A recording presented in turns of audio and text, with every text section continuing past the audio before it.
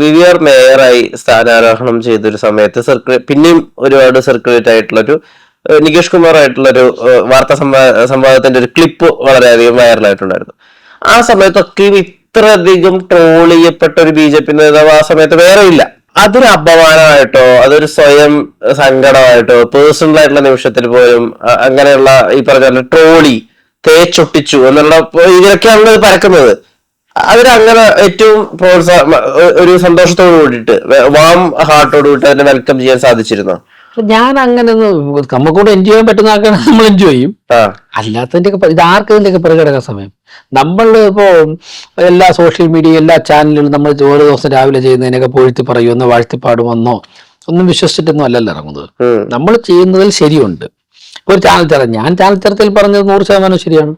നരേന്ദ്രമോദി നിങ്ങൾ ഉദ്ദേശിക്കുന്നിടത്ത് ഒരു സ്ഥലത്തും 15 ലക്ഷം രൂപ നാളെ തരാമെന്ന് പറഞ്ഞിട്ടില്ല.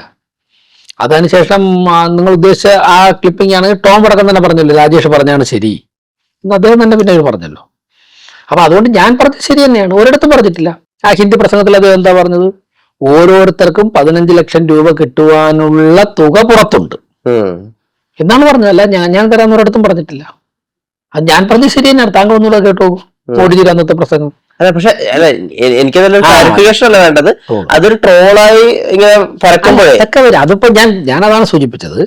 നമ്മൾ പൊതുപ്രവർത്തനം നടത്തുമ്പോഴേക്കും നമുക്ക് പലതരം ഇതൊന്നും ചെയ്യാൻ വീട്ടിൽ നിന്ന് ആരൊന്നും പറയില്ല, പരിഹസിക്കല് പുകഴ്ത്തയില്ല, ഇതൊക്കെ ഇതിന്റെ കൂടെ ഉള്ളതാണ്. പക്ഷെ നമ്മളൊരു ശരിക്ക് വേണ്ടി ഇതിപ്പോ ഞാൻ തെരുവ് നായ്ക്കളെ കൊണ്ടുപോയി ആദ്യത്തെ 2 ദിവസം എന്താ പറഞ്ഞത്?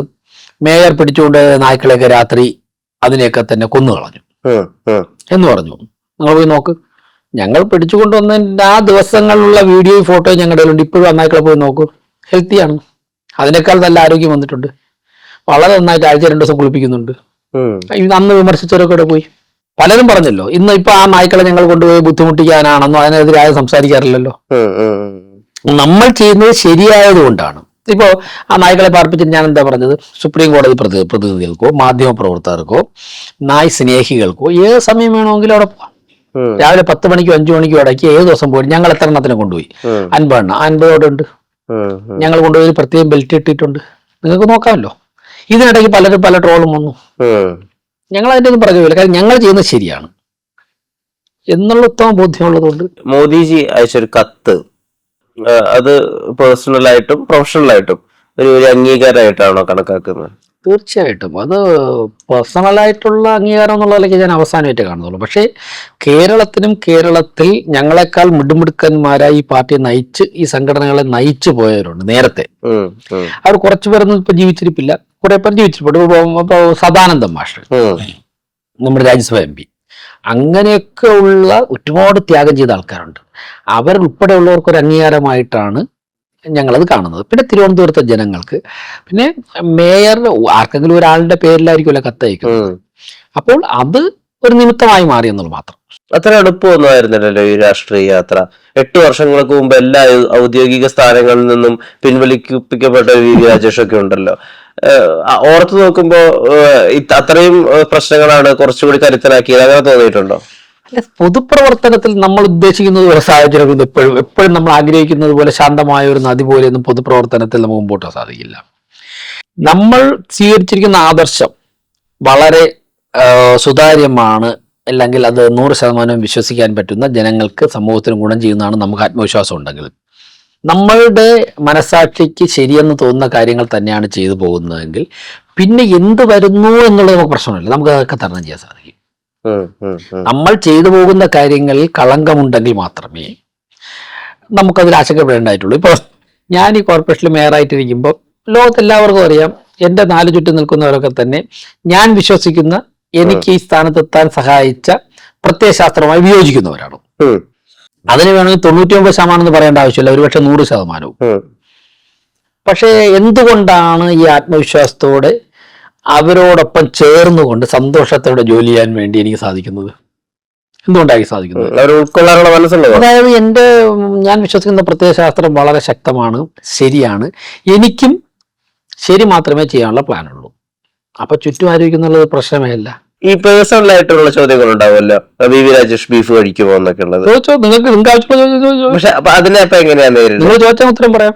ഓക്കെ, വി രാജേഷ് ബീഫ് കഴിക്കുന്നുണ്ടോ? ഞാൻ ഉപയോഗിക്കാറില്ല, ബീഫ് ഉപയോഗിക്കാറില്ല. ആ, ഇല്ല, ഉപയോഗിക്കാറില്ല. ഈ ചോദ്യങ്ങൾ അല്ലെങ്കിൽ ഈ കാര്യങ്ങൾ ഉദ്ദേശിക്കുന്നത് ഇപ്പൊ കേരള സ്റ്റോറി എന്ന് പറയുന്ന ഒരു സിനിമ റിലീസ് ആവുന്നു, അവിടെ ബീഫ് കുത്തിക്കയറ്റാൻ വേണ്ടി ശ്രമിക്കുന്ന ഒരു രംഗം ഭയങ്കരമായിട്ട് വൈറലാവുന്നു.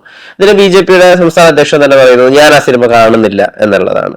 ഇതിന് BJP സപ്പോർട്ട് കൊടുക്കുന്നുണ്ട് നല്ല രീതിയിലൊരു നെറേറ്റീവും കൂടി അവിടെ വർക്ക് ആവുന്നുണ്ട് പാരലലി. ഇതിന് ഈ കേരള സ്റ്റോറിയിൽ BJP-യുടെ സ്റ്റാൻഡ് എന്തായിരിക്കും? സംസ്ഥാന അധ്യക്ഷൻ പറഞ്ഞല്ലോ, അത് തന്നെ ആയിരിക്കും. പിന്നെ സംസ്ഥാന അധ്യക്ഷൻ പറയുന്ന സ്റ്റാൻഡല്ല ഞങ്ങളുടെ പാർട്ടി പ്രവർത്തകർക്ക് വേറെ എന്ത് സ്റ്റാൻഡുള്ളത് വിഷയത്തിൽ? സംസ്ഥാന അധ്യക്ഷയുടെ നിലപാട് പറഞ്ഞാൽ അത് പാർട്ടിയുടെ നിലപാടാണ്, പാർട്ടിയുടെ എല്ലാ പ്രവർത്തന നിലപാടാണ്. സുരേഷ് ഗോപി BJP-യെ സംബന്ധിച്ചിടത്തോളം ഒരു വലിയ സമ്പത്താണ്. അദ്ദേഹത്തിന്റെ പക്ഷേ മാധ്യമങ്ങളുമായിട്ടുള്ള ഇടപെടലുകൾ വലിയ രീതിയിലുള്ള സ്പാർക്ക് ഉണ്ടാക്കിയിട്ടുണ്ട് പലയിടങ്ങളിലായിട്ട്. അപ്പോൾ അദ്ദേഹത്തിനോട് കുറച്ചുകൂടി സംയമനത്തോടുകൂടി പെരുമാറണം, അല്ലെങ്കിൽ മാധ്യമങ്ങളോട് കുറച്ചുകൂടി സമാധാനപരമായി ഡീൽ ചെയ്യണം. ആ വിധങ്ങളിലുള്ള ഉപദേശങ്ങളോ ചർച്ചകളോ ഒക്കെ നടക്കുന്നുണ്ട്. മാധ്യമങ്ങളോടാണ് പറയാനുള്ളത്. അദ്ദേഹത്തെ പോലുള്ളൊരു ഒരുപാട് വാല്യുബിൾ ടൈം സമൂഹത്തിന് വേണ്ടി ചെലവഴിക്കുന്ന ഒരാളിനോട് കുറച്ചുകൂടി അദ്ദേഹത്തോട് ഇറിറ്റേറ്റ് ചെയ്യാതെ പെരുമാറണമെന്നാണ് മാധ്യമങ്ങളോട് പറയാനുള്ളത്. അദ്ദേഹത്തിന് എതിരെ ഒരു ഹേറ്റ് ക്യാമ്പയിൻ അല്ലെങ്കിൽ അദ്ദേഹത്തിലൊരു അഹങ്കാരിയെ ഉണ്ടാക്കിയെടുക്കാനുള്ള ഒരു ശ്രമം അത് മാധ്യമങ്ങളുടെ ഭാഗത്തുനിന്ന് ഉണ്ടാകുന്നുണ്ടോ? അദ്ദേഹത്തിന്റെ 75,000 വോട്ടിന്റെ ഭൂരിപക്ഷത്തിലാണ് ജയിച്ചത്. ഓക്കെ, അവിടുത്തെ അദ്ദേഹത്തിന്റെ ആ നന്മ തിരിച്ചറിഞ്ഞുകൊണ്ടല്ലേ അവിടുത്തെ ജനങ്ങൾ വോട്ട് ചെയ്തത്. അദ്ദേഹത്തിന്റെ വോട്ട് തൃശ്ശൂരിൽ നിന്ന് ഗുരുവായൂരിലേക്ക് മാറ്റിയത് അദ്ദേഹത്തിന് ഈ പറഞ്ഞ പോലെ ഈ വോട്ടിംഗ് ഇലക്ഷൻ സംവിധാനത്തിനോടുള്ളൊരു അദ്ദേഹം വേണ്ട രീതിയിൽ അതിനെ ബഹുമാനിക്കാത്തത് കൊണ്ടാണെന്നൊക്കെയുള്ള വിധത്തിൽ കോൺഗ്രസ് ആക്ഷേപം ഉന്നയിച്ചിട്ടുണ്ട്. അതിനെ എങ്ങനെയാ പ്രതികരിക്കുക? കോൺഗ്രസ് ആണ് ഇക്കാര്യമൊക്കെ തീരുമാനിക്കുന്നത്. നിലവിലുള്ള ഈ നാട്ടിൽ നിലവിലുള്ള നിയമങ്ങൾക്ക് അനുസരിച്ച് നിന്നുകൊണ്ട് പ്രവർത്തിക്കാനുള്ള സ്വാതന്ത്ര്യം ഒരു പൗരനുണ്ട്. അദ്ദേഹം അത് വിനിയോഗിച്ചിട്ടുണ്ട്. ടെക്നിക്കലായ ഒരു കാര്യം മാത്രം അല്ല, ഇതൊക്കെ ജഡ്ജ് ചെയ്യാൻ കോൺഗ്രസ്സുകാരോട് ആരെങ്കിലും പറഞ്ഞു നിങ്ങൾ അതിലൊക്കെ മാർക്ക് കൊണ്ടുവരാനായിട്ട്? ഉണ്ണി ബാലകൃഷ്ണൻ എന്ന മാധ്യമപ്രവർത്തകൻ അദ്ദേഹം ഈ അടുത്തൊരു പോഡ്കാസ്റ്റിൽ സംസാരിക്കുമ്പോൾ പറയുന്നതായിരുന്നു, മോദിജി അദ്ദേഹം ആദ്യം കാണുന്നത് 2000-കളുടെ തുടക്കത്തിലാണ്. അപ്പൊ അദ്ദേഹത്തിന് ഇംഗ്ലീഷ് ഇത്രയും എലക്വന്റായി സംസാരിക്കാൻ വശമില്ല. അതിനുശേഷം മോദിജി അദ്ദേഹം 2010 കാണുമ്പോൾ മോദിജി അദ്ദേഹത്തിനോട് ചോദിച്ചു എന്നാണ് അദ്ദേഹം പറയുന്നത്, അബ് മേരാ അംഗ്രേസി കൈസാ ഹേ എന്ന്. അതായത് ഇപ്പോൾ എന്റെ ഇംഗ്ലീഷിന്റെ അവസ്ഥ എങ്ങനെയുണ്ട്, ഇംഗ്ലീഷ് സംസാരിച്ചുകൊണ്ടാണ് അദ്ദേഹം അത് ചോദിക്കുന്നത്. സ്വയം പുതുക്കാനും സ്വയം അധ്വാനം ചെയ്യാനും ഉള്ളൊരു അദ്ദേഹത്തിനുള്ള ആ ഒരു കഴിവുണ്ടല്ലോ, അതിന് VVR എത്രമാത്രം അടുത്ത് നിന്ന് മനസ്സിലാക്കിയിട്ടുണ്ട്. 2010 തൊട്ട് അദ്ദേഹത്തെ ഫോളോ ചെയ്യുന്ന ഒരാളാണ്. അതെനിക്ക് ഒരു ചാനൽ ചർച്ചയിൽ നിന്ന് വിവരിക്കാൻ പറ്റുന്നതിന് അതീതമാണ്. അത്രത്തോളം വലിയൊരു ആഴമേറിയ ഒരു പുസ്തകമെന്നോ അല്ലെങ്കിൽ സർവകലാശാല എന്നൊക്കെ പറയുന്ന നരേന്ദ്രമോദിജി ഓരോ ചെറിയ കാര്യത്തിൽ പോലും അദ്ദേഹം കാണിക്കുന്ന സൂക്ഷ്മത, അദ്ദേഹം ഞാൻ കഴിഞ്ഞ ചാനൽ ചർച്ചയിൽ തന്നെ പറഞ്ഞിരുന്നു, അദ്ദേഹം ഞങ്ങളോടൊപ്പം ഉള്ള 2.5 മണിക്കൂർ ഇന്ററാക്ട് ചെയ്തതല്ലോ. ചില സമയം ഞങ്ങളുടെ നേതാവായിരിക്കും, ചില സമയം ജ്യേഷ്ഠ സഹോദരനായിരിക്കും, ചില സമയത്ത് പിതാവായിട്ട് പെരുമാറും, ചില സമയത്ത് ഒരു സമര നേതാവായിട്ട് മാറും, ചിലപ്പോൾ ഒരു സുഹൃത്തായിരിക്കും. ഈ രീതിയിലൊക്കെയുള്ള വ്യത്യാസങ്ങൾ ചിലപ്പോൾ നല്ലൊരു മിടുമിടുക്കനായിട്ടുള്ള ഭരണാധികാരിയായിട്ട് മാറും. ആയിട്ടായിരുന്നു അദ്ദേഹം 2.5 മണിക്കൂർ. ഇതിൽ നിന്നൊക്കെ തന്നെ ഞങ്ങൾക്കൊരു ജീവിതകാലം മൊത്തവും പൊതുപ്രവർത്തനം നടത്തുവാൻ്റെ എല്ലാ അനുഭവങ്ങളും എനിക്ക് മാത്രമല്ല അവിടെ പങ്കെടുത്ത 115 പേർക്ക് ലഭിച്ചു.